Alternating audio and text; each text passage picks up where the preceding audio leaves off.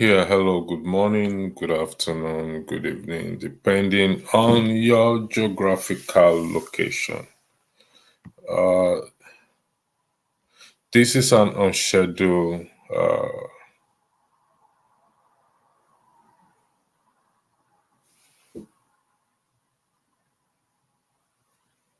this is an unscheduled it's look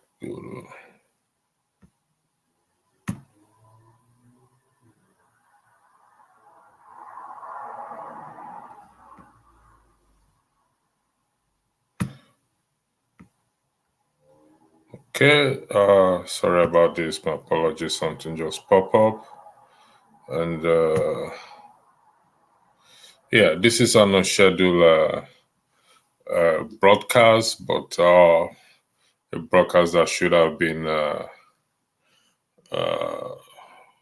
done for some time. But in the light of the Chicago University debacle with the President Bola Ahmed Tinubu, it now begs the question as to, yeah, it is unscheduled because normally I schedule, thank you, Chris Odes. Normally I schedule my broadcast in advance, so I plan it in advance. This should have been done long on the 21st of September, but I couldn't. I couldn't broadcast on that day, but it's still there. So that's why I said it's on schedule. I just had to do it today, but I'm going to coin it into the recent Chicago University certificate of the president, Bola Ahmed, and what Pastor Adeboye said in one of his preaching, that those glorious days will return, in the sense that, or begs the question as to how will those glorious days return in the light of the president issues in terms of integrity. How will the glorious day return in the absence of integrity, accountability, transparency, and doing what the right thing? I always like us to put things into context as to when we are discussing issues. How would this glorious day return? It is not just a national embarrassment, it is a global embarrassment in respect to the case of the President of the Federal Republic of Nigeria. Now, it could be anybody. It could be me. It could be you. It could be anybody. So, let's be careful how we throw stones in this regard. Now, that being said, I remember in one of in several broadcasts that we had on this channel, and even in my own channel, where I keep emphasizing that the quest to want to gain power at all costs always leads to such either personal embarrassment and general embarrassment. A good name, according to the Bible, for those of you who are familiar with the Bible, state that it's better to be chosen than what? Than riches and God. Mazi, okay, you have to give permission to your to StreamYard. You have to give permission for your camera and video to StreamYard. That is why you are not connected in this regard. So I suggest you sign off and sign on back again. So then you will be able to come into the platform. So Mazi is okay if you are listening. So this, like I said, it's an international embarrassment. And we must not make light of this thing. I have to be honest with you. Because if we make light of it, the consequences, some of us, we're already feeling I'm feeling the consequences, to be honest, in this, because it's going to be a reflection on every Nigerian, and also those of us who are broadcasting. It's going to affect us directly and indirectly in our place of work, in the sense that how are we going to be seen in this regard? Peter Pan, let me hear what you have to embarrass me with your question. What Buhari ruled for 8 years with NEPA certificate?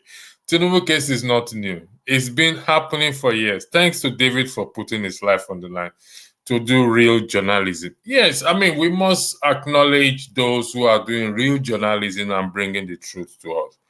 However, we have to go beyond that real journalism and try to change these issues. Yes, there's one thing about real journalism.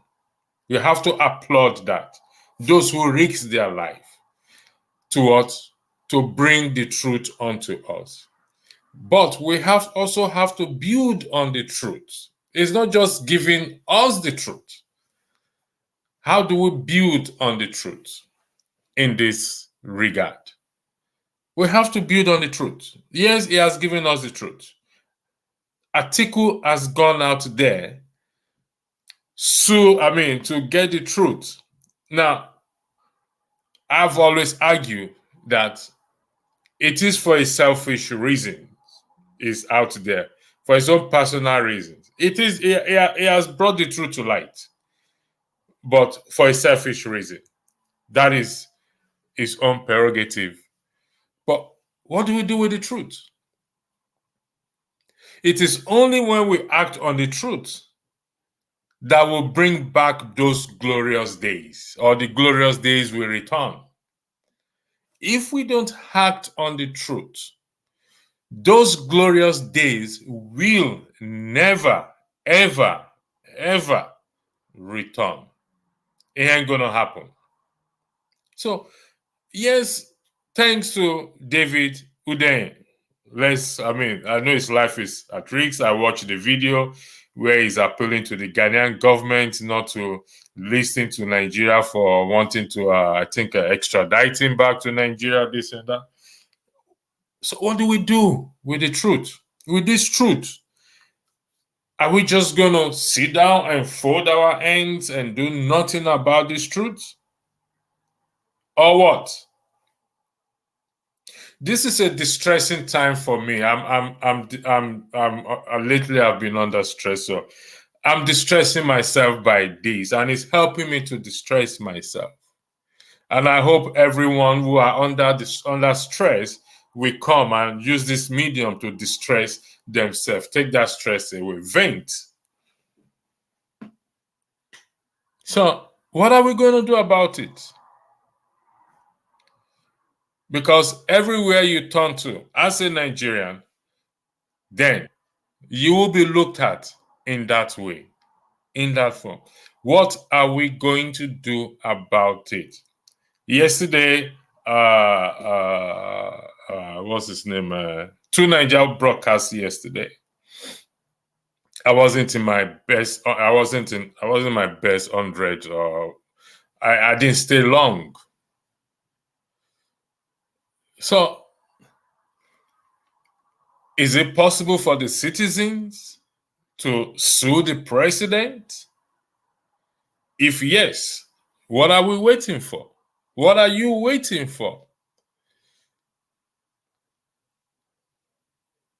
Mazioke, is it okay? You have to turn on your camera, please. Then I will let you in on the platform. Thank you very much.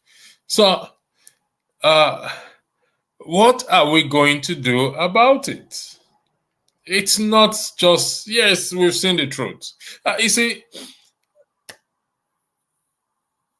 the APC has a blame in this. for not doing their screening after collecting 100 million naira for what? For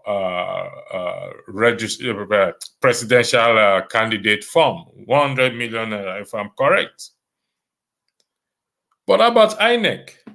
This is also an opportunity for INEC in respect to the electoral laws to what? To redeem their image. Because if someone sworn an affidavit to say this is the truth, the whole truth, and nothing but the truth, and is now found out that this is no longer the truth, INEC should now act and use this golden opportunity to redeem their image. Good evening, Mazi. Is it okay? You're welcome to the platform.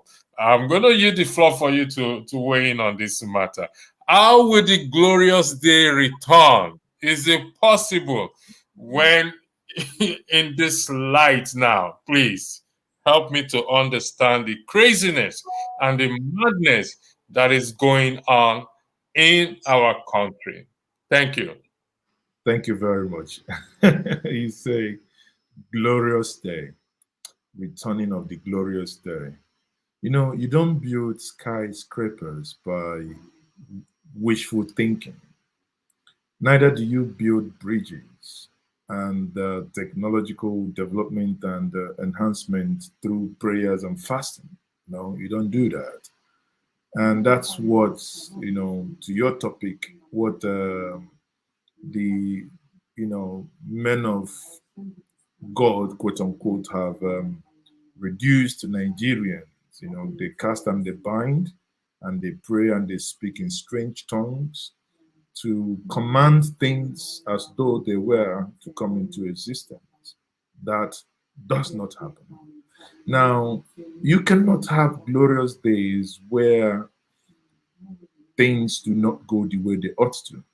You had a young girl, Mesomachi, who, whether I believe in the rulings of the presidential election tribunal, could say that it was a mistake. Mesomachi forged her JAMB result, and everyone saw it. She was condemned, and what the Catholics call penance, she paid for her sins. Here we have an adult, a full-grown adult. Now, your date of birth has controversy. Your sex has elements of controversy to it. Your graduation, everything about you has question mark to it. I don't know how you want to make progress with such sort of people being at the helm of affairs, because the trajectory is very simple. You are not going to make any progress. When you reflect on how Chinese and the Singaporeans, Malaysians got to where they are, you find out that Singapore discipline was the order of the day. If you're found wanting in whatever you do, irrespective of who you are, you're going for it. But here we have adults in 21st century, full-blown adults trying to justify madness. Oga, how you go take be glorious if adults they behave like imbeciles? How you go take up? I want you to weigh in on this, the implication of his action on those in diaspora. How, because from where I am standing, I'm looking at this is a global stage, not a national stage or a community stage. This is a global stage. And the Chicago University is known worldwide. It's in the US. And they are trying, in my opinion, they are trying to save their image, because from stories I've heard, it has started affecting their image. So they have to save. So how do we save our own image? Please, can you You and weigh I, answer that? Help us, please. these things took time for the image to be battered. Government have their own blames. Nigerians in the diaspora have their own blames. When Nigerians in the diaspora go out to commit this fraud, you know, when the man who left Nigeria as a male landed in Chicago University, State University as a female, that wasn't done by the Nigerian government of 1970s, right? It was done by an individual. Now, that was not corrected to the point where that individual becomes a president of the most populous black nation on the planet Earth. Having said that, what it does to the Nigerian image, and especially those in the diaspora, is it means anything you bring to the fore now will be looked into twice. You understand that there are some countries like Indians and Pakistan and Bangladesh that sometimes in America and maybe Europe, that when certain documents are submitted, they are scrutinized twice. You know, there are people when, as a result of consistent engagement in arranged marriage, that you say, okay, you want to talk about marriage now, your application will be scrutinized more than every other. In our own, when you submit your WAEC, your first degree or whatever it is you're bringing to the table, it will now be deeply, with binocular, everything will be looked into. But all hope is not lost. It will reverse. But for that to reverse, it's not going to reverse by prayers. It's only when we begin to publicly name, shame, punish, that people will begin to have confidence. As we speak, you're aware that in the United Kingdom, that some nurses who came from Nigeria to take exams appears to have a special center. And that is, again, something linked back to Nigeria. Special center where they go to. Someone sits in this exam. They now graduate and they say they are qualified nurses. Some of them, their shoulder parts will now be taller than their head, because they are qualified nurses now. And at the end of the day, because of that bad image, now not by the government, but Nigerians, citizens, has affected so many Nigerians now that they have to go and retake. You can imagine there are people who probably passed those exams by whiskers, so they have to go back and retake it. And now, being more under panic, some may no longer pass those exams. Again, it is as a result of what the people have done. So until maybe Nigerians kick out their own president, nobody can say never, because if it happens, one is going to correct your image abroad. Two is going to tell the other African nations that this is actually possible because they look up to you as the big brother. Three, you're going to send a strong signal to the world that you do not take nonsense. That Nigerians are not only mounting that they are the giant of Africa walking on a mosquito limb, but they are actually the giant that have two legs and that they can walk properly. Okay. I'm a solution oriented person. So I'm going to take you on what you said. Reverse this back. Nigerians kick the president out, so how do we go about it? I personally, I've campaigned on Section 68 and Section 10 of the Constitution. Some people have already nicknamed me, giving me a nickname of Section 68 and 110 of the Constitution. But in this context now, how do we reverse? Because you see, we are not seeing. Yes, we are seeing the damage it is causing because it's on a global stage individually, but the extent of it, we're not seeing it yet. It's not so, but we need to nip it in the bud now before it goes viral. It's already gone viral, but we need to quickly arrest the situation now. Individual Nigerians, how do we reverse this issue. No, Please. you see, it starts with the family. If you're not, it's a sad reality. Let me say it. It's a sad reality that you have parents who are willing to take their children to go pay special centers for them to pass exams. Now, to reverse this, parents have to do the right thing. You, as individual Nigerians, have to. Then it moves down to the institutions. That's why I was totally in support of the way JAMB handled Mesomachi's case, right? What that does is it gives confidence to the institution internationally. Now, what it would then mean to, when people talk about JAMB, they now say, oh, yes, actually, exam malpractice happen everywhere in the world. But it is what the institutions do when they dictate that such had happened. Because that's the only way you can restore confidence. Mesomachi was caught. She was punished, barred for 3 years. Even when some people say it's harsh, I say no, it's not, because to the level she went, it's calls for serious consequences. Now, here we have the highest office in the land. Instead of someone being barred from having anything to do with politics, you rewarded him with the highest office in the land. Maybe you didn't vote him, but for some reason he grabbed it, he whisked it, and he ran with it.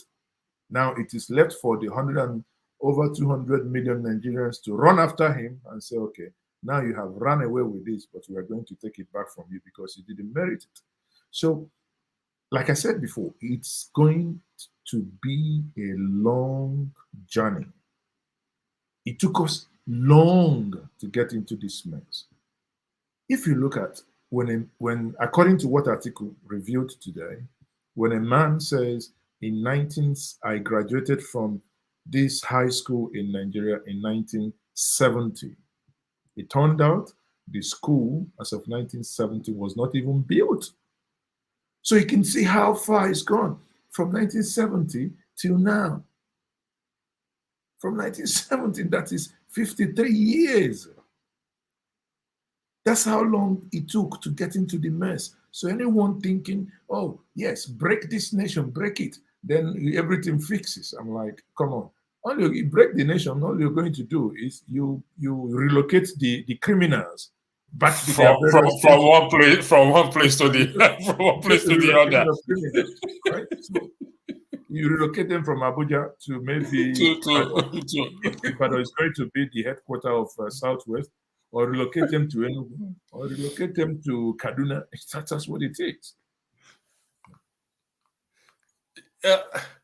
Going back to that Inyo Summers case, I remember this man that owns the motor company gave her scholarship, and he withdrew the scholarship, the amount of money. Exactly. Are these people really coming out to say, you know what, let's support the legal system whereby the citizens can sue the president and in a way reverse this situation? Because if they've made such promises and they quickly changed their position when this came, how about now that it's a global stage, that it may also affect his own business because it's a Nigerian, because I ain't gonna trust no Nigerians anywhere.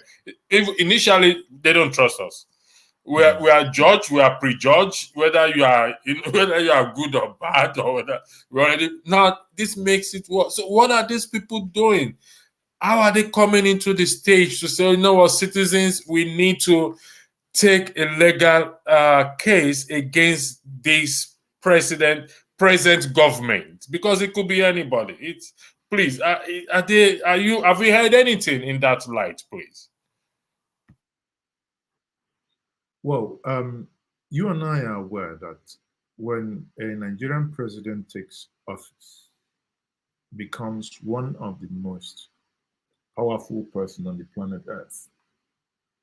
Now, add this: when a Nigerian president with crooked minds, who knows how to twat and run the system, takes office, it becomes as powerful as anything you can imagine. Therefore, the Nigerian Constitution already has given you immunity from any form of prosecution as long as you remain that president. So, for citizens to talk about, going to court, for me, is a waste of time, right? Look, I'll give you an example. After the election, there were some individuals that went to court to have the Abuja 25% interpreted, to tell you how the corrupt the system has become. None of the judges, none. These were three different cases, but none of the judges determined those cases until very much later. One of the cases was the double nomination. They waited until Supreme Court determined the double nomination, the case of double nomination, and that same day, that case was determined at the appeal court. And the lawyer that brought that case were really, I sat in the courts that day, and I listened to the judge. I felt sorry for the lawyers, the verbal abuse they were given, as if they were not citizens and they merited and them amounted to nothing, that it was a waste of time. But this is when individuals came to court for you to interpret something, right, for them. So if you look at that, I think that there is no way, there is nothing legally anybody can do. But what Nigerians can do is, if they feel so offended, if they feel so raped by what has happened, the citizens can come together and shut down the system and demand for something, because political power is given by the people, and only the people, not the judiciary, has the right to withdraw that as well. Yeah. So going by that argument, how do we motivate the people, inspire the people, steer the minds of the people towards this direction? Now, some may argue, oh, they didn't answer this and that, but this is a different thing between NSAS and now. Many will go and apply for visa. Like you rightly said, they will screen every document. In fact, they don't even need to screen. They will just throw it back at them that we consider these documents to be fake, even if it's original, if it's genuine. So how do we steer the minds of the people? How do we galvanize these people? Because I've always argued that we in diaspora sit in a privileged position, whereby in terms of media and publicity, we can move this, we can help to steer the mind of the people back at home. Because at the moment, people back at home, they're only thinking of what they will eat. I cite an example. I think last month, my son, when he finished his primary school, and when his result or certificate came out, one letter was missing. It was a typographic error, to be honest. And I said, this is a typographic error. It's just one letter. It was written, let's say John, they now wrote John. And the mother said, no, with this Tinubu saga, I need to correct this thing because I don't know when it's coming to bite the son in the future. Okay, that's your prerogative. So how do we steer the mind of the people? Because it's not about steering the mind. We've seen the problem. We can't dwell on the problem continuously. It's about solution now, to redeem the image. How? I know you said going to the court is a waste of time because of the recent tribunal case judgment. So outside that or beside that, what are you proposing, please? You propose the people, but how do we go about it, please? It's about education and sensitization. The conversation we have now is part of the sensitization. One thing we must always walk away from as Africans is this mentality of immediate, right? For you to gather momentum, When you see two lambs when they want to fight, you see them taking steps backwards in order to gather momentum and that Moment. force. Yeah, correct. So, before they do the head button. So here, what we are doing now is sensitization, letting people know. I'll give you an example. Mine applied for a British visa to go to England. In the Nigerian way, because there are a lot of things in this part of the world. You guys are already you're okay there. In this part of the world, a lot people take a lot of things for granted. In going there, it was listed, are you going with any of your children? He said yes. But he didn't attach anything to show, even when it was clearly written. Puts either pictorial evidence, birth certificate or anything, right? To say that this child belongs to you. He didn't. But when he was related the visa, he called me and he was angry. I'm like, did you do this? He said, no, he didn't. I said, no, you don't. They asked you something, you didn't, right? So it means because he didn't understand that when you run a company, in as much as it is yours, you are nothing but an employee. In Nigeria, it doesn't matter. But when you want to apply for an American visa, if you want to go where individuals, because it's an article of memorandum, there are so many, you put your son, you put your daughter, you think you can run the company, you can take $100,000 and go to America. And you go there, a child of 20 years will ask you, okay, so in this company you own it, how much do they pay you? You say, but I control the money. No, it's not. It belongs to me. So, exactly. So, but until we begin to, and we are currently doing, begin to sensitize them. Earlier today, when Atiku finished his press conference, I had a live stream. And I mentioned it to the people in the live stream that I recall in the year 2001, on applying for student visa in Germany, I was refused. You know why? My name is Tochukwu with single O, Tochukwu, right? My first name. And in one of my, I think that was my, in one of the, what's it called? One of the documents that authenticate my date of birth had double O. And I was told that the same picture, the same everything, the same date of birth, but because one had double O and one had single O, that is not me. So I had to go back to square one.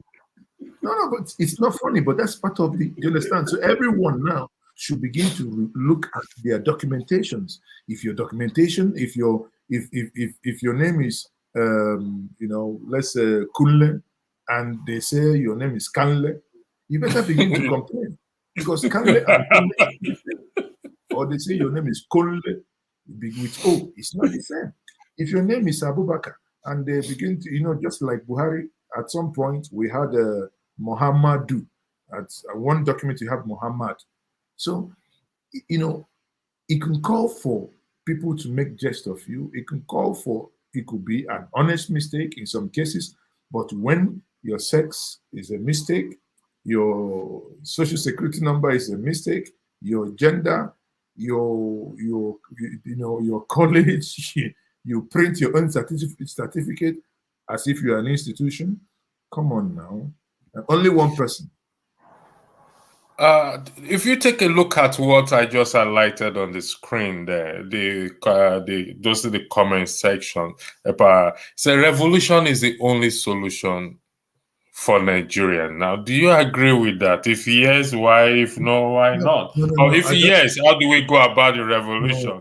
If no, why not? You see, I'm a realist. One thing you have to know is I personally have issues with when someone makes a suggestion or throws up a concept and says, this is the only solution. For me, intellectually speaking, it falls. There are multiple solutions. You can say that revolution is your preferred option. But you said that revolution, how do you even define the revolution? Is it a bloody revolution? Or is it a revolution that will kill everybody? Or is it a revolution? Do you understand? It's too vague to engage. Revolution is the only solution for Nigeria now. What is revolution? How do you define it? Right? Is it like J. Rollins, where you buy all the political office holders or those that have commingled money, or a revolution where because what Arab Spring was a revolution, French Revolution was a revolution, right? Now, what happened in Ghana could be considered. What Fidel Castro did was. What also happened in Rwanda after the genocide is also a revolution in terms of how things evolved. So we must be very clear. It's not enough to just jump into a bandwagon and say revolution is the only solution. Revolution, if when clearly defined, could be part of the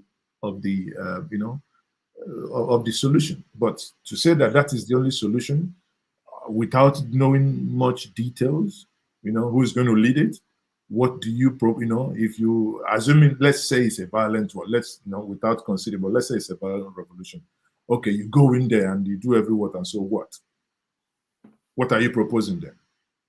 There has to be a plan. So if I come back, if I leave that now, come back to what I said before, that I think citizens taking action, it's also a revolution itself.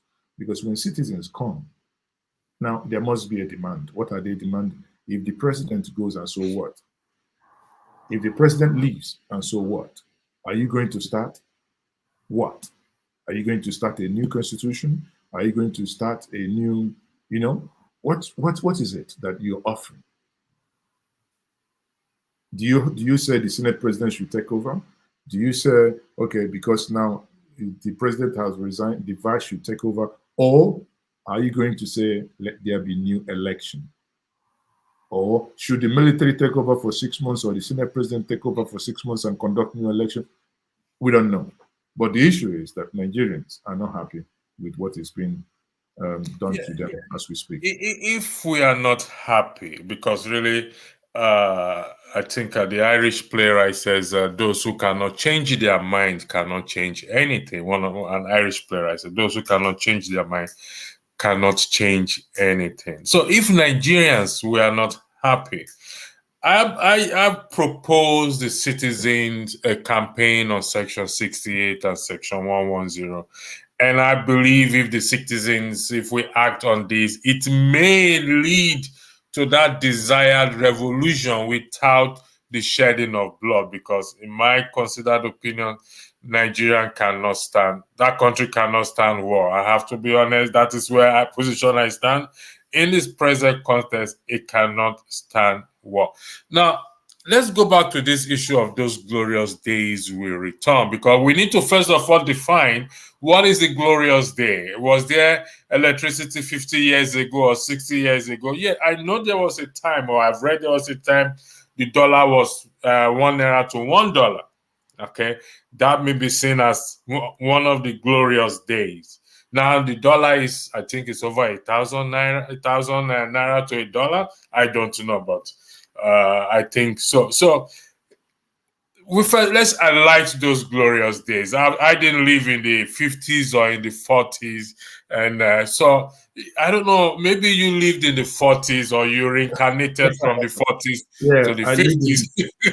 Please, can you help me on that? Help us on that. I lived in the 20s, actually. You see, glorious days are, when you look at it, it's very subjective. Last year could be glorious than this. I never knew I could say this. As of 2013-14, we thought we'd seen the worst. I know when I come to America, you have, how much is it? You have about $10,000. $10,000. And $10,000 is such a humongous amount of money, millions, right?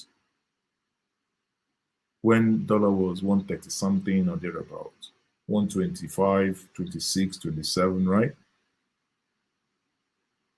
And you're able to buy 2, 3 cars with that amount and ship them to Nigeria, for instance. Isn't that glorious that just barely 8 years, 10 years ago, we are begging, take us back there? Glorious. Recall that in the time period that I'm speaking about, you come back, you have 50 kg of rice that you can share to widows. Yes. Glorious as just 8 years ago. Now we had cucumbers and carrots who jumped fence, took us 40 years backwards in the name of governance. So how do you define glorious?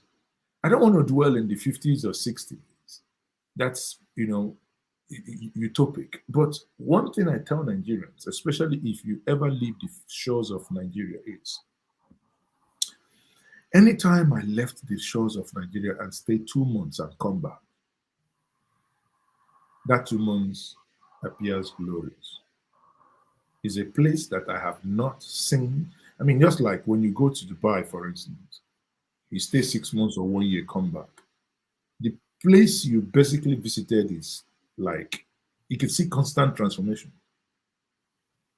Now,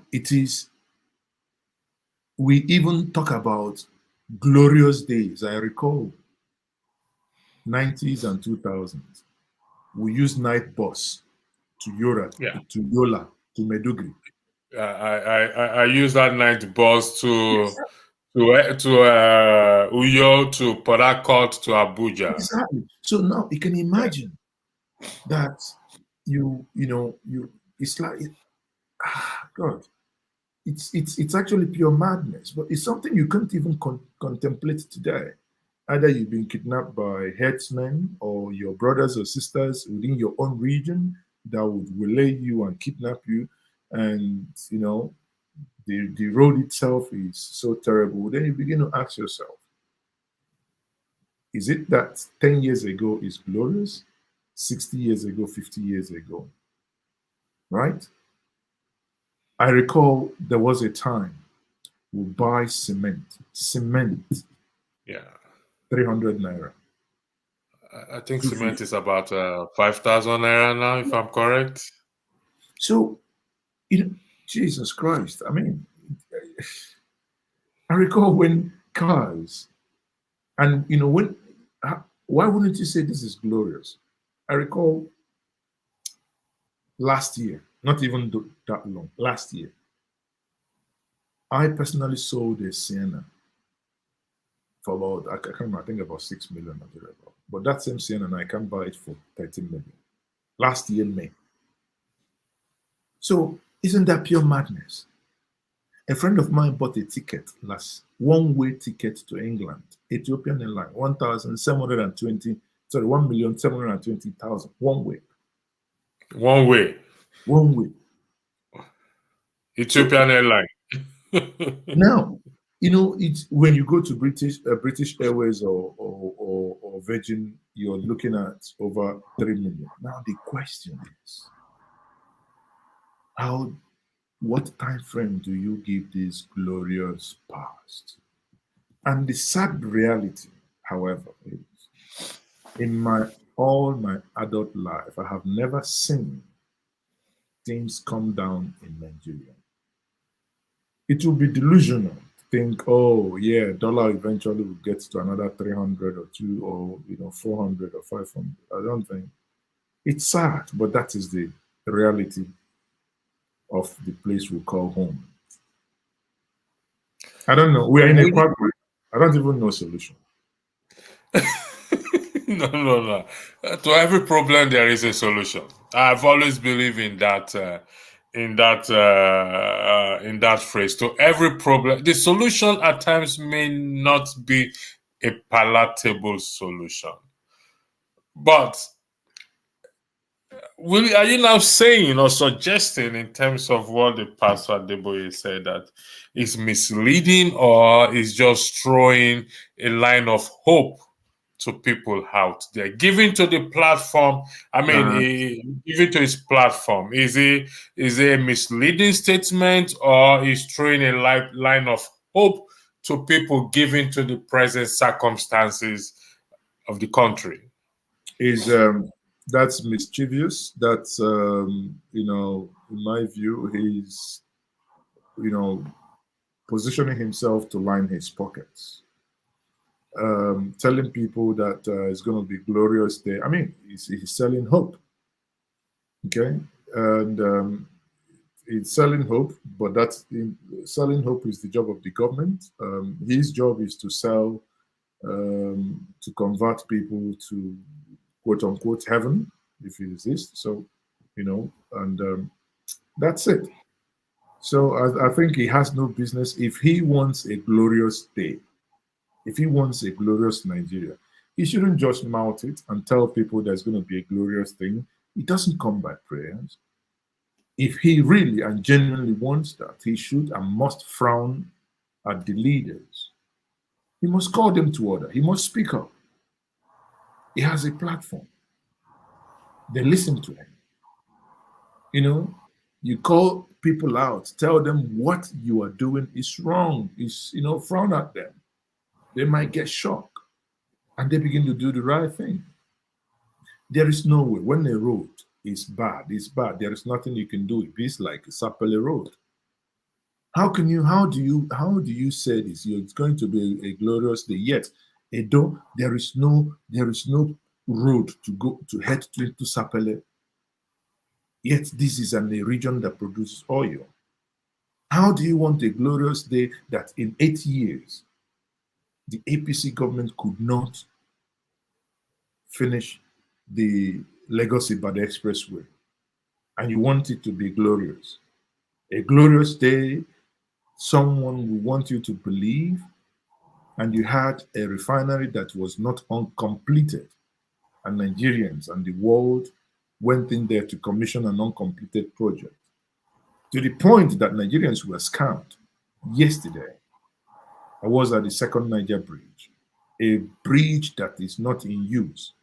The access roads are not yet finished, but it's been commissioned and propaganda used to tell you that it's finished. I mean, sometimes you look at this thing, you feel like smacking adults because you can look at them deceiving the people. Honestly, I mean, it's not funny. Do you think they are afraid of their lives, as such they are not coming out openly to either criticize or condemn the government and steer the minds of their own citizens, I mean their members, to do right?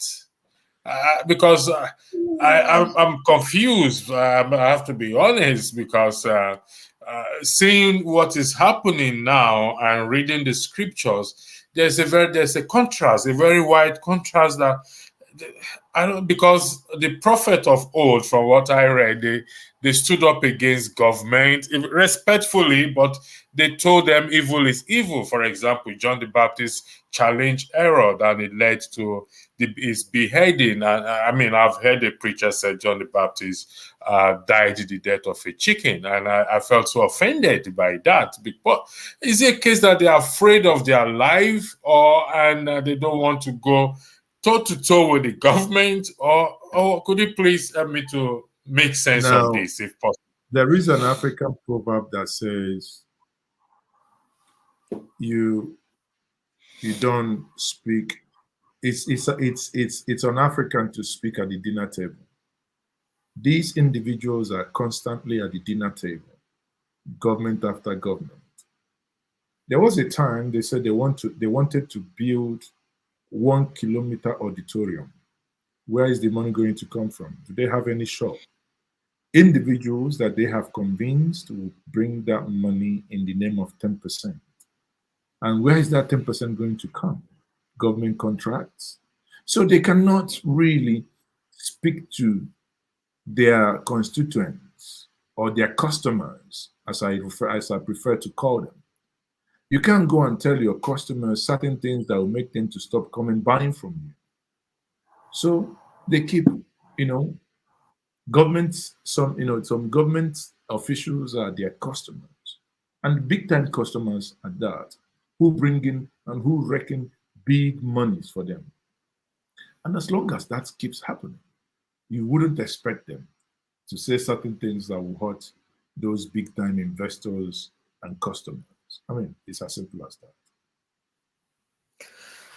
Okay.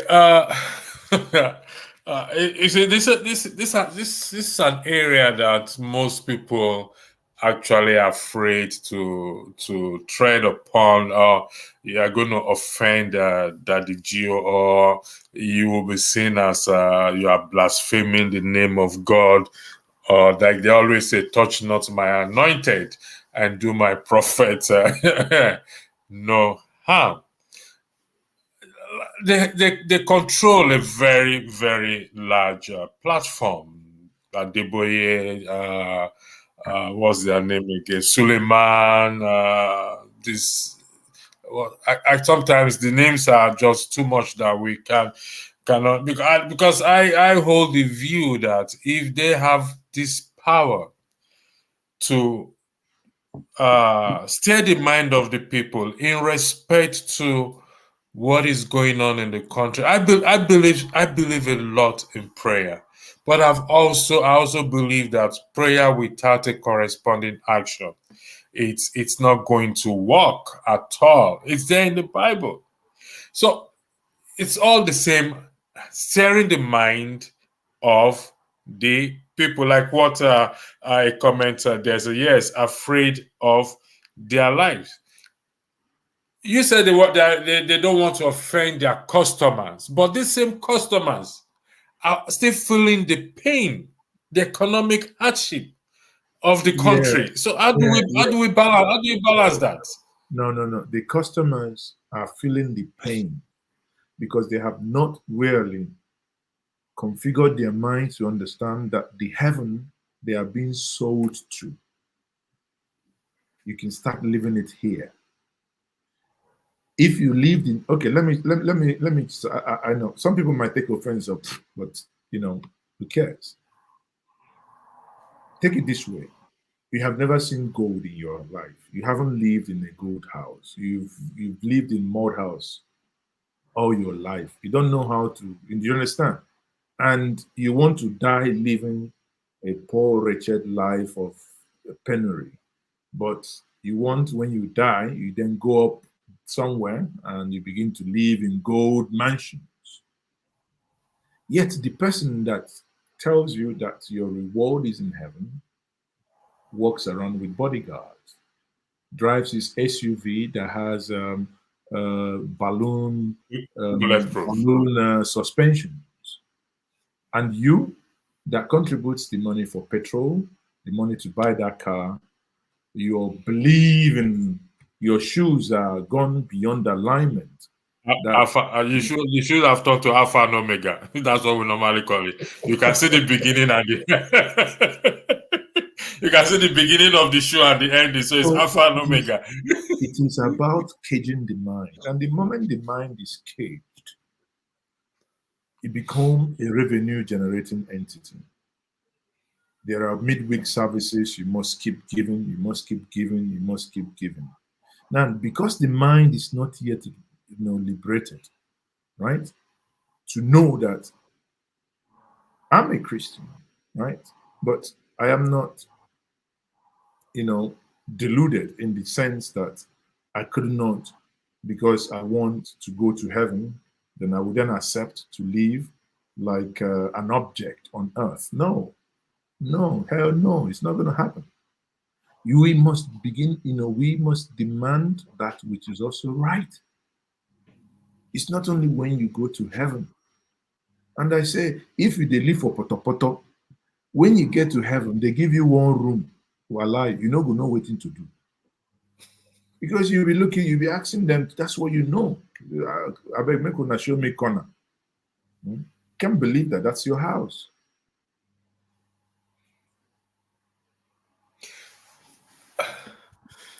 Uh, Cheesy, sir. Please, nobody should say Tinubu is not a new thing. Please, Tinubu is number one citizen.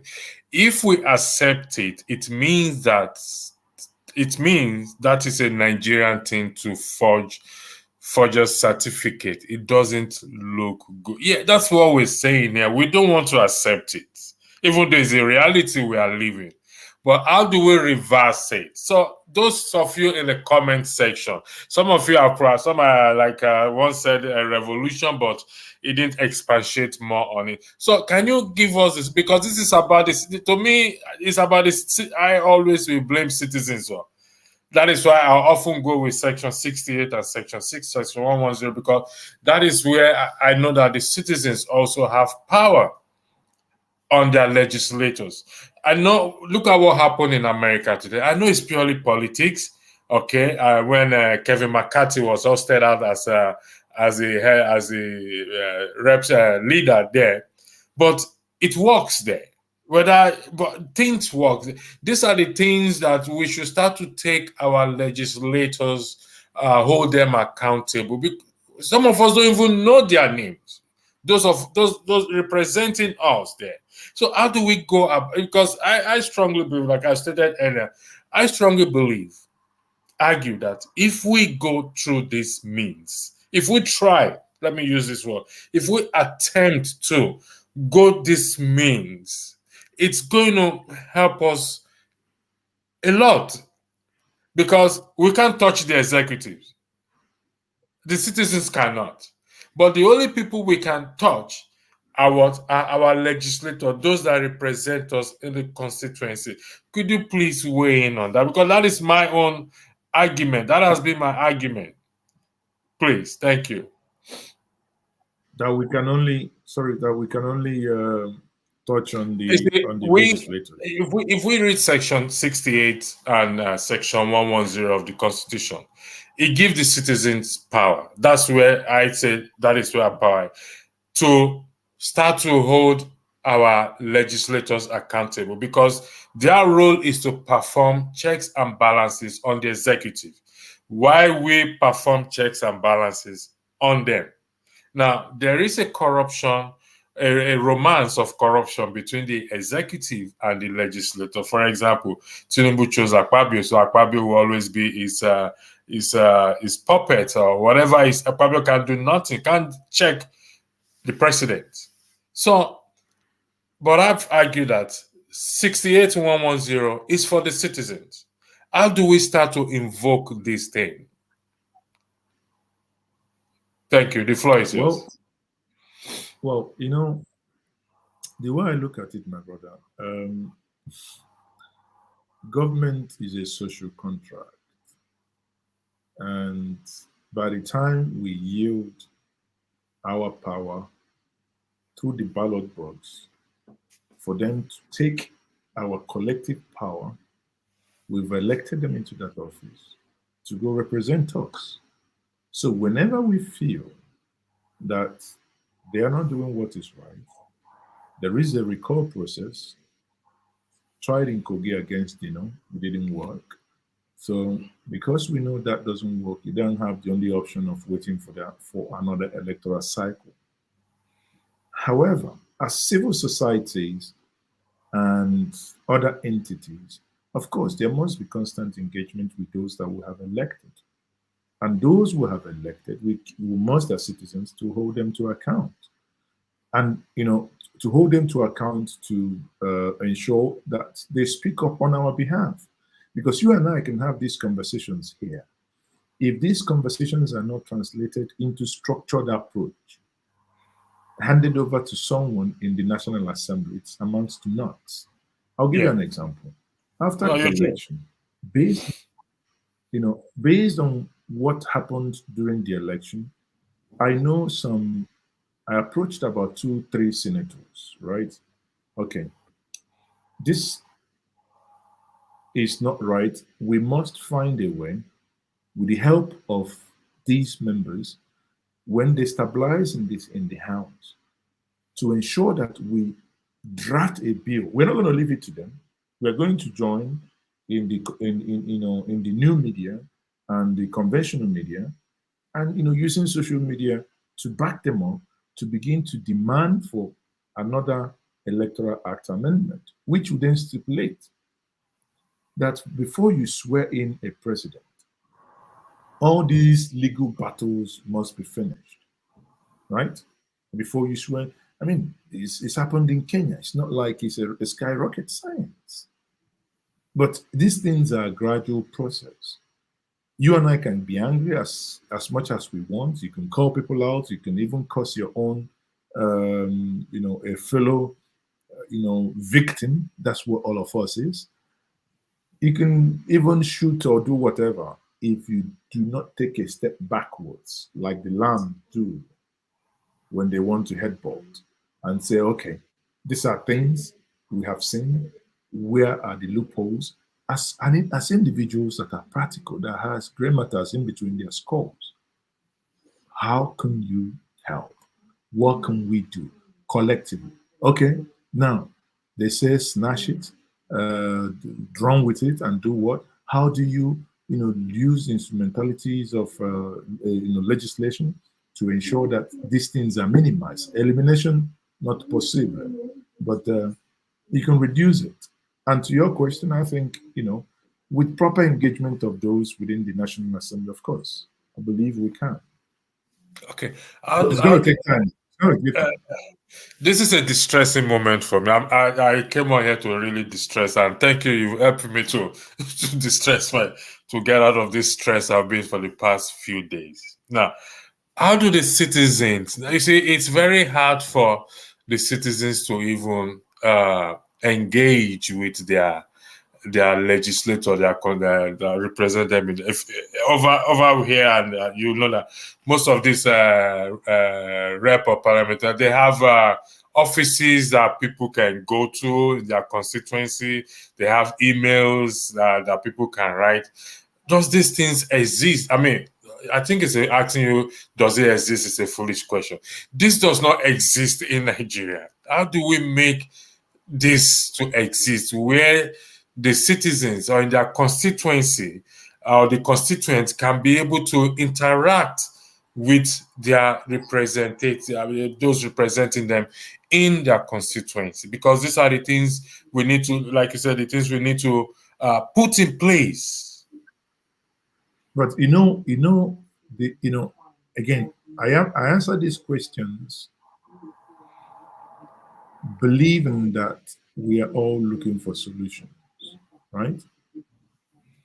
Every single, the reason why your rep in America will listen to you is because he knows that the elections are credible, and that if you do know when you elect him, if he fails, next electoral cycle, you're not going to return him. For a while, because the elections have been the way they were, but for the first time, at least the National Assembly in this election were more credible than the federal, other like presidential or so, right? So what that means is a process. You see that the more of the current legislators from certain areas in Nigeria are more receptive to these ideas because they owe their being in that house to each and every one of us. Because they know that if it was about rigging, they couldn't have rigged. They know if it was about wealth, they do not have the wealth. In a place where you have an Okada rider, coming to the assembly, I mean, it's common sense to know that that individual will and definitely not take the people for granted, because if he dares upset them, he's not going to return. Thereby, one of the things that can make this happen is to ensure that the credibility of election and the electoral process is guaranteed. If not for the presidential, where we have made some step backwards because of certain primordial, inclinations, we would have made, honestly, serious progress.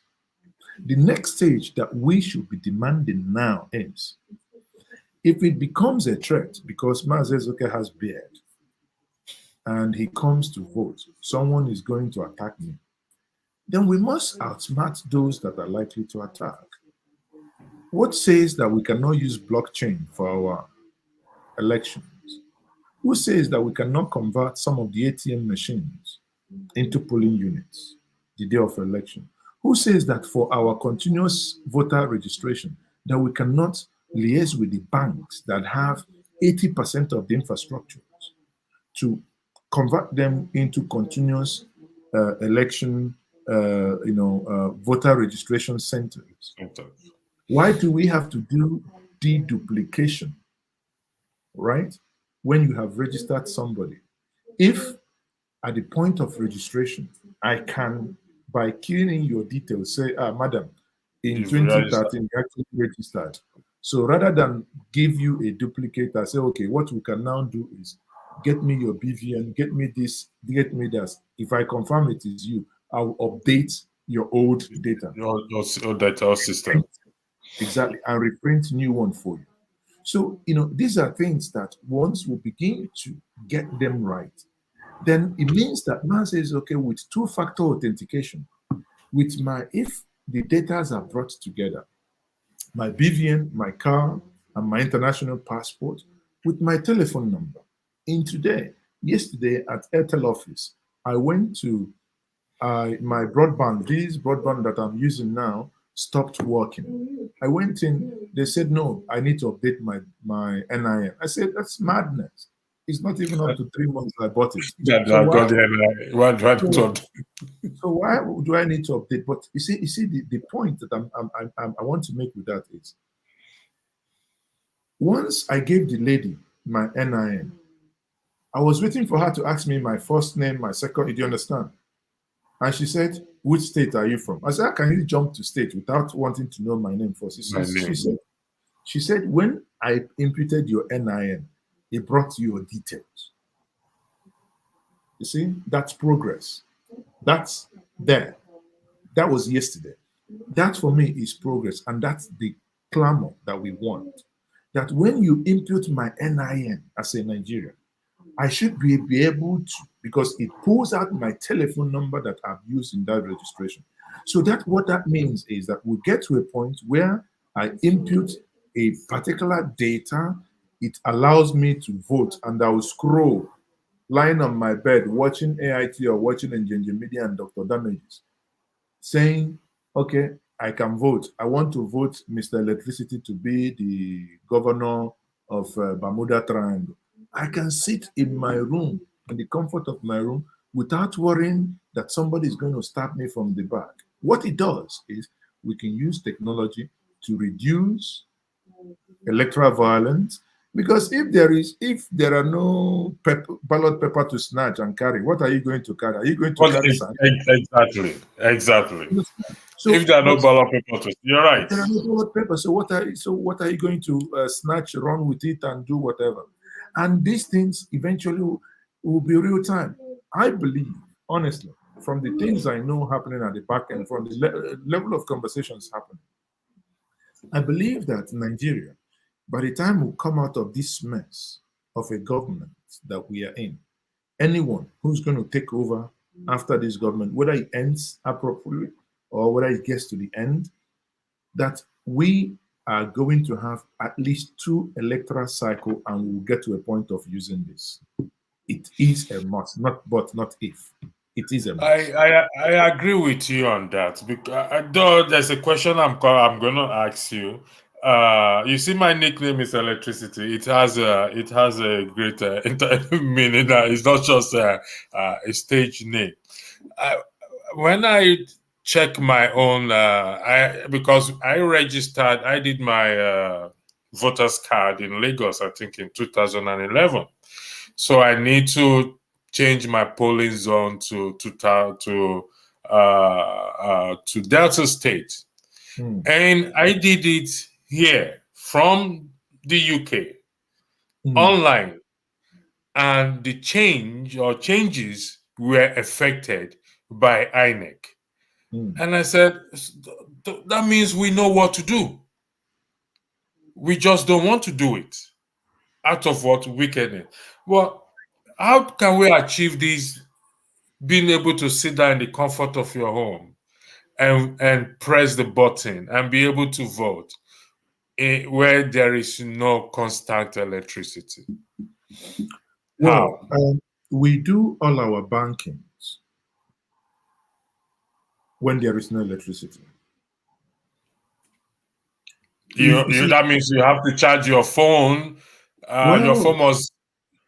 Well, people have generators. In the last election, my dear, when it came to counting, I saw what I can refer to as the resilience of the people. I was there too. When there was no light, everybody turned on the telephone. There was light by phone. You see, I'm not making an excuse for anyone, but the issue is that what the Nigerian mind is able to do is out of this world. Do you know that Nigerians, even in our jaga-jaganess, our banking system and what they do with technology, that UK and America cannot match it? I hope you are aware. Be it I'm not aware of that, but I'm listening. But honestly, I'm telling you, I have accounts elsewhere, as and I'm telling you, this is honest truth. In America, I go to what's they call, all these their evening gathering or whatever. I still see check in America. People write check. Oh yeah, they still do right. They still write check. The last time I wrote check is about 2006. Yeah, no, they don't write check in Nigeria again. Nah, I don't think it's not in existence. This. I mean, what I'm saying is, there is a lot that Nigeria is doing technology-wise. We can do more. With the right legislations to back them up. I have honestly utmost believe that we will get there someday. Right? Because when I look at what's happening, I just showed you that. Is it on the NIM? The other day, I applied for my passport. I went to the passport office. I was told 120,000 for 62 pages. And I sat there 2 weeks ago with my mobile phone here in Enugu here. I made the application. The ladies were there just looking at me. You want to show us you can do this. I said, what? I want to know why you are charging me 120,000 naira to do a passport. No. And I looked at it. The passport, 64 pages passport is 70,000. The payment with remitter brings it about 2,000. That is about 2,900, making it 72,900. And that's what I paid. When I went out, they said I should write a letter to. I said, "Can I see the Ogak the controller or whoever?" And I went in. After about 30 minutes, they called in. I went in and I was asking her, "Why would I pay? Sorry, why would I apply to renew my passport? That application I have done online is the application. So why would I write another?" So after much argument, she said, "I can take it up with Abuja, blah, blah, blah." But what am I telling you? I went out, photocopied my passport. Each photocopy is 15 naira. Then the lady there took my details, wrote that letter. They have a template already. Gave me. I signed. I paid for that writing and printing 200. So by the time you knew it, I spent about 600. And they said I have to do passport photograph. There's a young man there, took the passport photograph, wait and take 500 naira for 4 copies. So I walked out spending 1,200 naira for all the documentation. Submitted it that same day. Got my appointment to come in. That was happening on a Friday. To come in on a Monday to do physical capture. Now, and I started asking myself, why do we actually complain? This is practical. This is just 2 weeks ago. And I've just checked before I came on. Sorry, let me interject you there.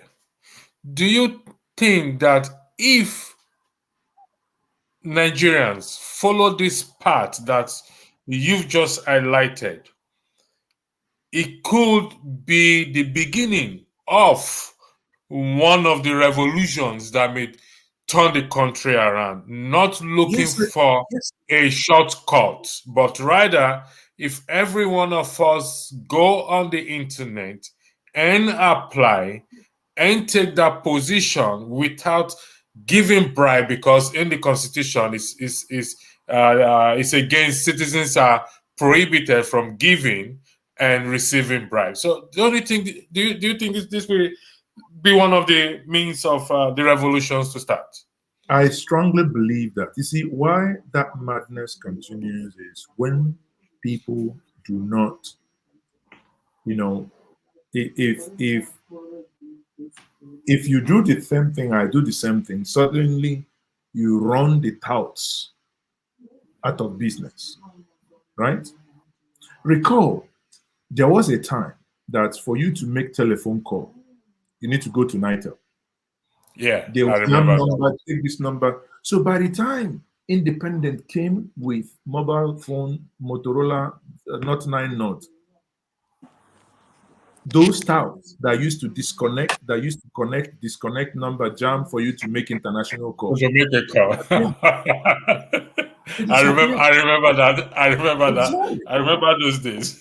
There are times when you are say hello, hello, and you hear somebody say Kai, Megida, Kai. So maybe connected you with someone in Kaduna or anything like that. So what I'm saying is, it's going to be a long process. However, if we insist, I had my driver's license renewed. I didn't give anybody any money. I didn't, you understand? Because I'm not in a hurry. Oh. Listen, if I want to travel, I will still travel. As long as you're not in a hurry. But the challenge we do have is every time we are in a hurry, we are in a hurry. A policeman Thank you stops for you, a yeah, policeman, I'm driving my car. Listen, I can leave what I'm doing now. Let's go to the station. You know, go kill me. We're in a hurry. And because we're in a hurry, so those things that we have to demand, and I see you now, you've been mistreated. I was in a bus in Enugu, in a public bus, and the lady, her telephone number was collected by an army. I say, hey, go away here. You are not good. Because the lady was answering a call.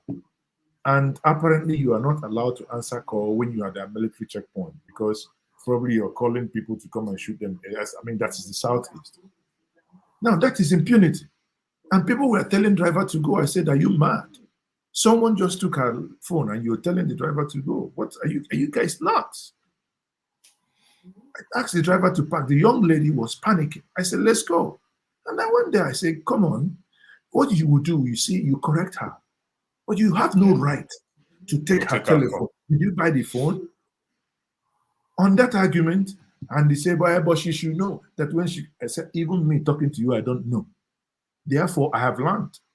But you can also, you don't need to punish her in that sense. Now, she probably wouldn't have gone back if I didn't come down from that bus to go with her. And by the time she goes home, probably find somebody to come back with her. They might have left that checking point, and that's the way the phone will go.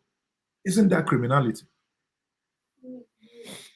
Dan, welcome to the show. I don't know if you've been following us in the background. I'm asking Mazi okay questions. He's providing answers, looking for solution in this. How do we reverse this our damaged image? So if you have question for Mazi, I mean, this program It's was a not designed to conversation. go in this way. But it's good it's going in this way because I came on air to distress myself and it's helping me to distress. So if you have questions or any comment you want to put to Mazi, easy, okay. But before you come in, you go ahead first, Dan. Then I'll have about 20 more questions to ask Mazi, okay. Then we'll call it a day. Now, Dan, the floor is yours. Yeah, good evening, brothers, and thank you for I've been listening. I'm off from work today, so I was just hanging and listening to. In fact, I listened to him first. He had after he was in his program when Atiku was talking, and after that he came on for a couple of I don't know, up to an hour with some other brothers discussing. So I followed him from then before I saw you guys were on. And then I saw him again. So I said, oh, this man is busy today. Anyway, For me, there are certain things he said there that he said it first in his program, then said it here again about people talking about revolution.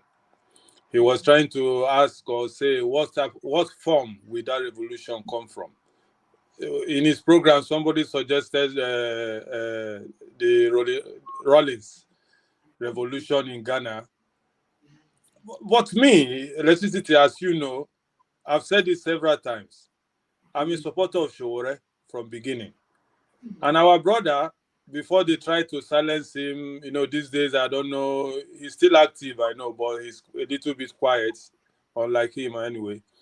He said revolution now. For Nigeria, let me just make a comment before I throw one small question I want to throw to our senior brother there is, for me, the only solution to Nigeria is revolution. I know it sounds a little bit strange to so many Nigerians, especially those, I call them the middle class, who might have gotten properties, who are living good. You understand? Maybe for Dan, us, can you define the revolution you want? And again, that I was trying to. I think before you joined, I keep saying, and it's something that I trained myself, to stop doing. Where you have 10, 15 solutions, one cannot be the only. Your preferred solution to this is revolution. No, the only solution. No, let me just land, because I listened to you very well when you said revolution. So to some of us who talk about revolution, that is the only solution that we have. Revolution is not the only solution that we have presented to Nigeria. Sowore has presented a lot of solutions to Nigeria. He spoke a lot. People say, brother, go and start from local government. So stop talking. You just want to become president. He felt as a man. He started as a student union, for example. That was another revolution. Then he graduated and said, okay, now let us find another solution. I will deliver myself as a presidential candidate. It's part of the revolution. Because what we are seeking, or what we're asking about revolution, is people who are credible, who can rule Nigeria in the right way. Because those who are ruling Nigeria now, I'm sorry to use this language, to me and to most of us, they are criminals. We are not seeing what they are doing for Nigeria. They are just nothing is working in. Imagine a whole Nigeria, no light, up to today. Since when I was young, up NEPA, up to today now is I better pass my neighbor. Now we take silence that matter. When you manage to buy a better pass my neighbor, you think that you are okay. But it's a shame because it's affecting our industries and all these things. Things are not working. So my own revolution, like you just asked me now, is another part of the solution. Because we have tried February 25, it's another revolution. All Nigerians came out, even including yourself. I was following you. You did a lot, campaigned a lot for a change through the Labour Party and all these people. What happened? They snatched it. They ran away with it. They took you.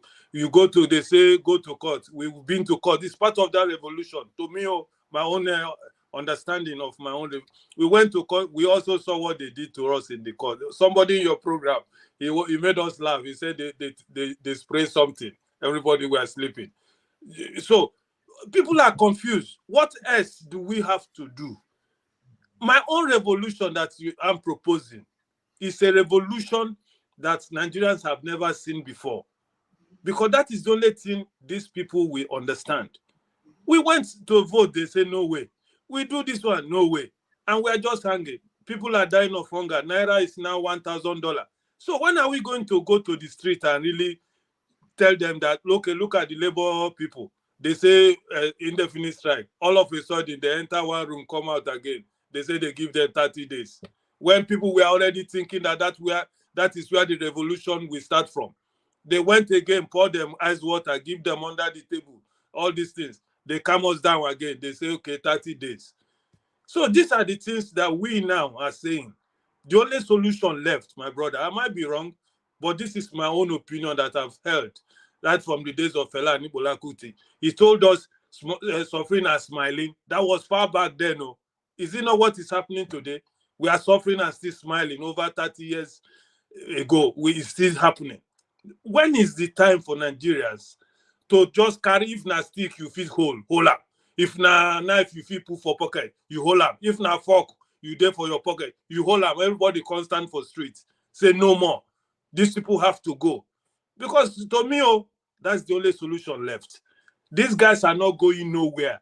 The game they are playing to Nigerians, they are adding more tactics. Chicago say Tinubu went there. You are the one who explained this very well to me this afternoon. He went there as a woman, he came back as a man. Whether it's a gender change or this, you don't know. But this is what we now know today. So when is it that time Nigerians will say enough is enough? Make I stop here for a while. Maz is okay. When is the time? When is the time? I think he made a very valid point in some area when that these people actually, let me tell me what I pick from what Dan says. These people actually are not going away, and they ain't going to go away quietly. So I know you've said a lot. Seeing that they are not going away, what are we going to do? The floor is yours, please. You are muted, Mazi. Sorry. Since they are not going away, we will kick their butts. You know, there is no other way, democratically. But on another serious note, there is something plaguing us. Why our realities may not turn out the way we think it should. I don't know if you have noticed this.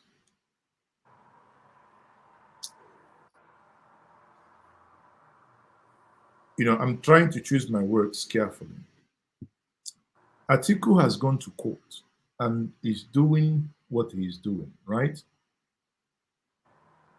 But if you come to the Twitter spaces, Twitter street, and the clubhouses, you hear Peter Obi is being attacked. It has nothing to do with it, though. He's not the one that initiated it.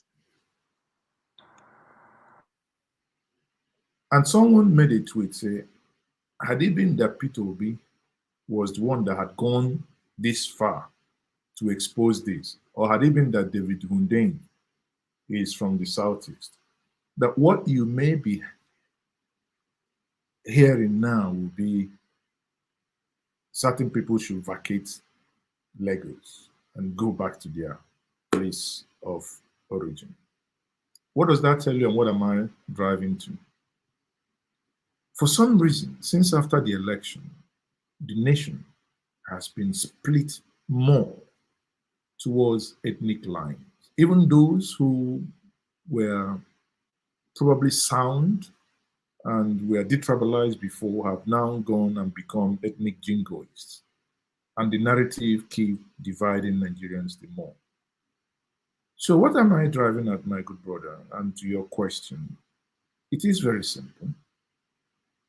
You can have revolution even if when it's not defined, however it is. I mean, from what Dan has said, his own worldview of revolution is when people get angry, come out on the streets, and even if in a fork you bring, let's jack by everybody, whoever, because you don't know where it starts when it ends. You can't say anybody who drives SUV. You just kill anyone who lives in a duplex is part of the elite. Anyone who ever worked in government, whether it's still money, no still money, is, you understand? So it's chaos.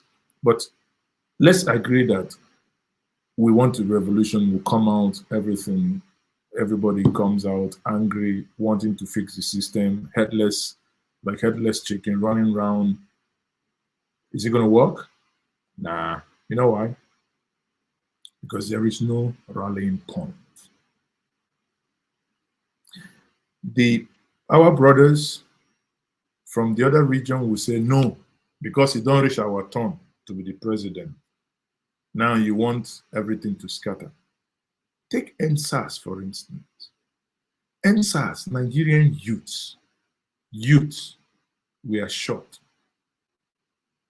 I had argument with people who say, they carry laptop now, no be Yahoo them be.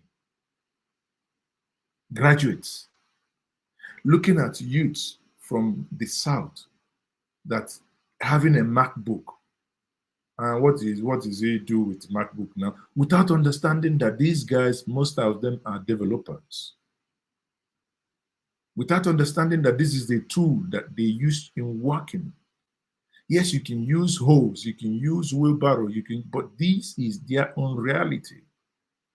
Then it becomes a crime because someone you haven't trained properly is, sees an iPhone or sees an high-end telephone as an instrument of crime. Why did that fail? Because it became a regional thing. Oh, the South want to remove a northern president. Even the president then said it with his own mouth. That those children, in one of their Rise interview now, that those children, when he realized that they want to come over here and remove me, referring to Asorok, that these children want to come and remove him. What and where is the rallying point? Can Nigerians get angry and say, we don't care if you're Igbo, Yoruba, Efik, Ibibio, that if you are found to have forged your result, even when the court doesn't want to do the right thing, that we will occupy Nigeria until the right thing is done? Are we not in Nigeria now that Labour Congress goes on strike? You read in pages of newspaper that it is an Igbo agenda because you have a Labour head who incidentally was elected and is from that area. Just suppose that during Obasanjo's regime that Labour shut down Nigeria under Adams and Shomola. Did anybody ever make such comment that, oh, it was the Benin trying to get at Buhari, at Obasanjo, that's why they were going on strike?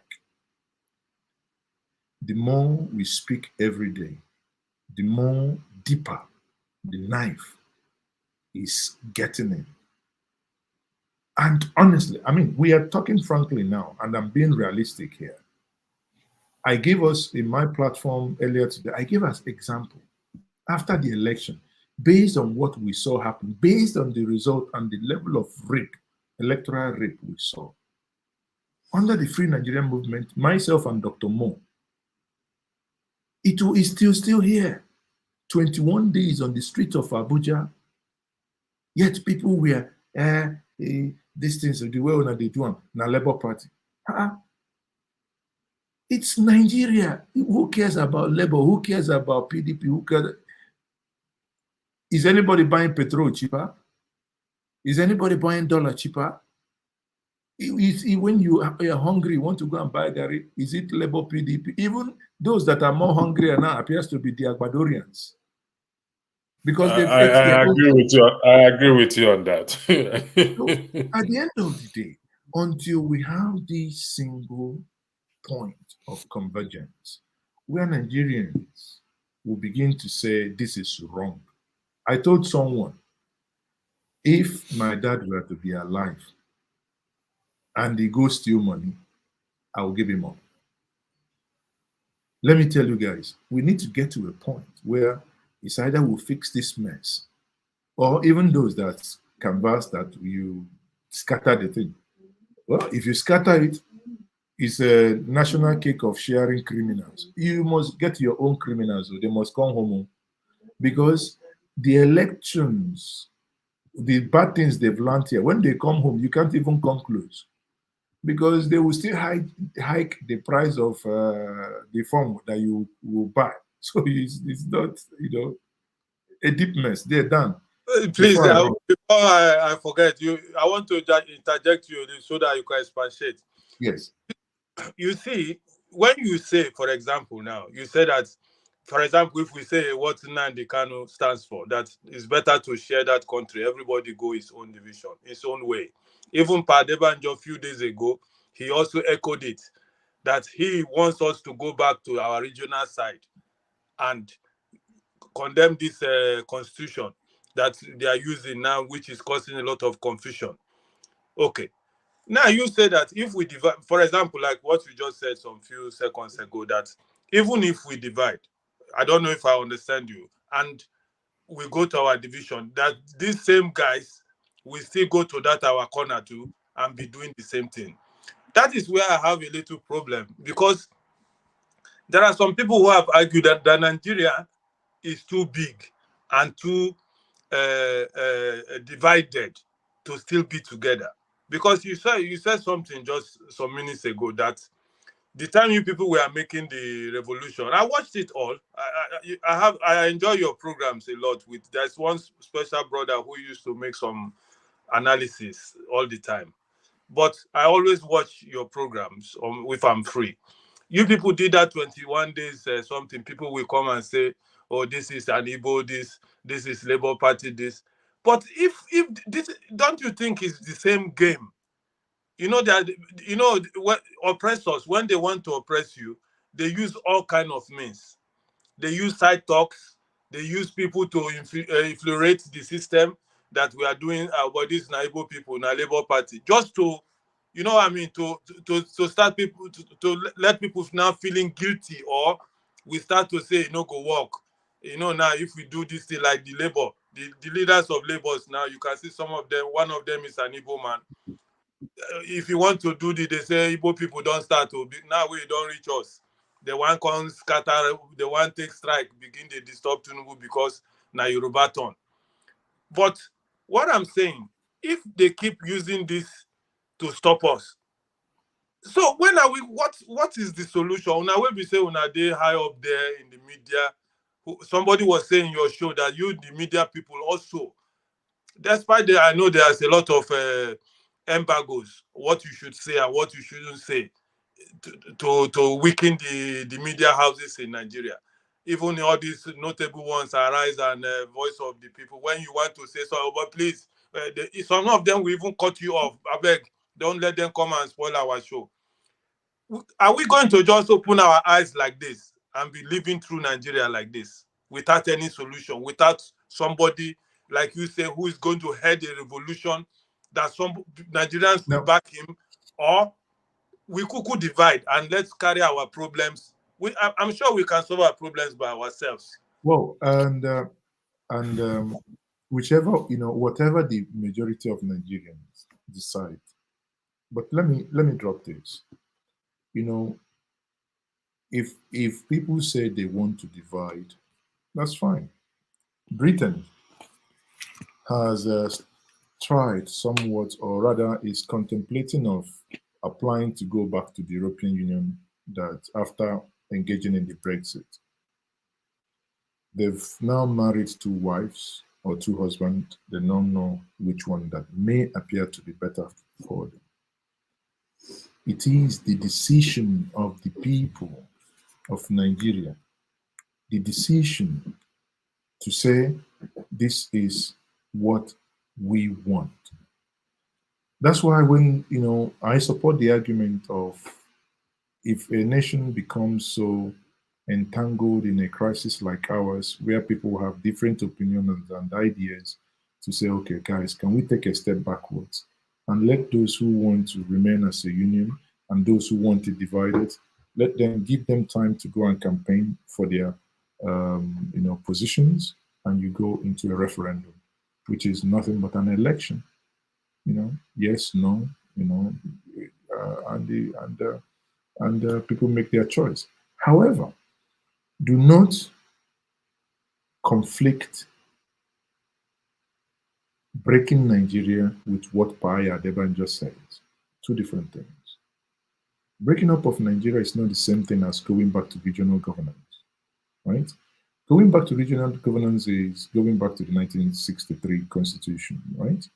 And going back to the 1963 Constitution means absolute one thing, that you have the regions.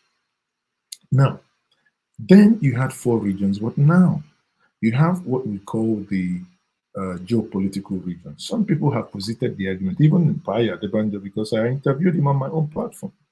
Even he himself has posited that Nigeria could actually convert these geopolitical regions today into those regions, quote unquote. The details is, it's more or less a loose federation, so to say. But where I have issue is, it's good to have these lofty ideas. People give excuses why they haven't done the right thing because of structure. But the one they are in control of, they haven't even done it. Are you aware that as we speak, people will tell you, oh, the reason why they should give us ability to build rail.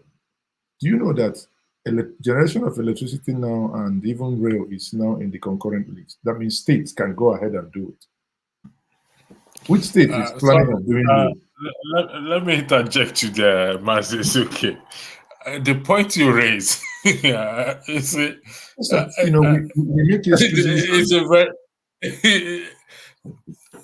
You see, I keep saying this that they've actually this what you just said now should. Oh, we lost them. Okay, should be our focal point, because the outgoing president signed the bill for state government to generate their own electricity. But none of them is doing such thing. I'll yield the floor back to you. I took a different position from your position in respect to Atiku going to the Chicago University.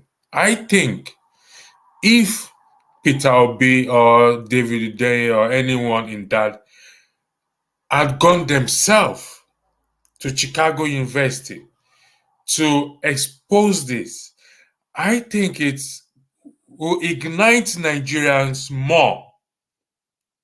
That's the position, because I would say, why did not Peter Obi go that way? Since his campaign is on integrity, accountability, and everything, I think he should be the one to have. No, my brother, I disagree with you. You see, okay, a disagreement is allowed on the floor. Yeah. You know why I disagree with you? There is a saying we say in my place.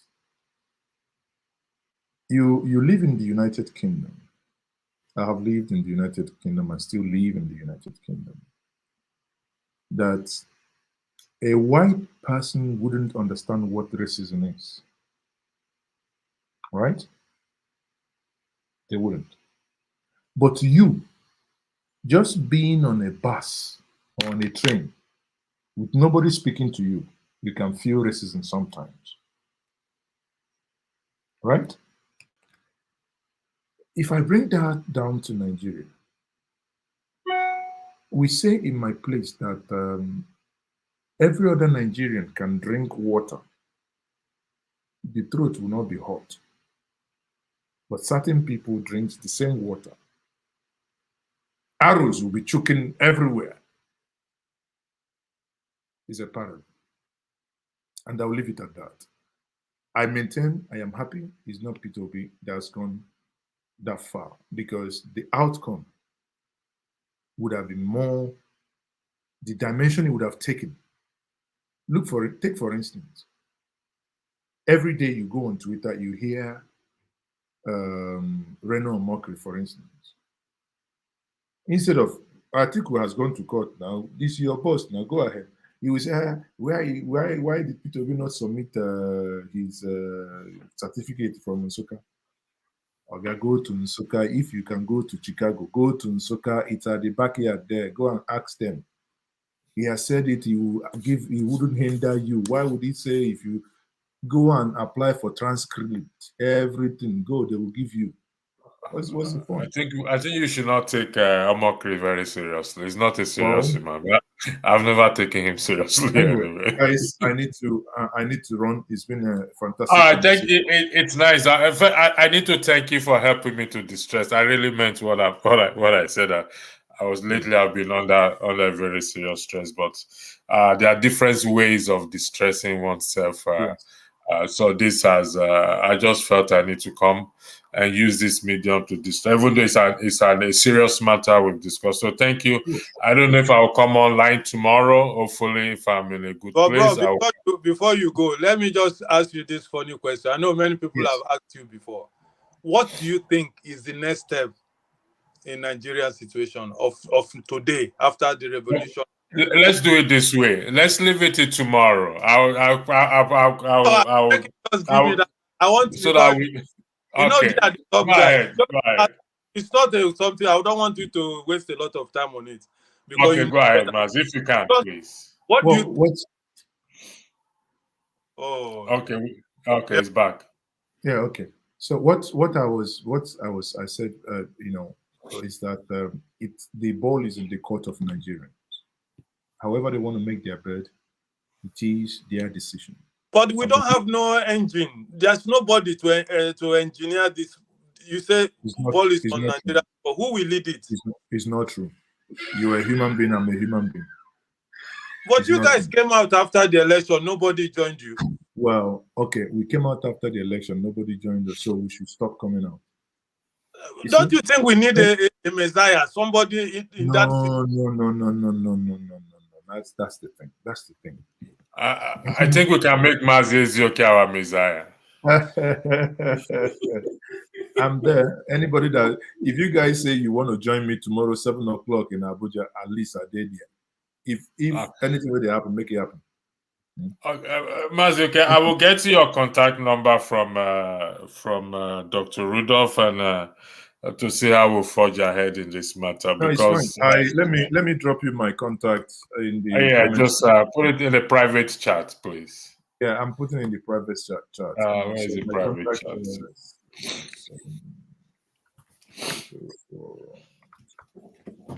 My number, I know they hide them now.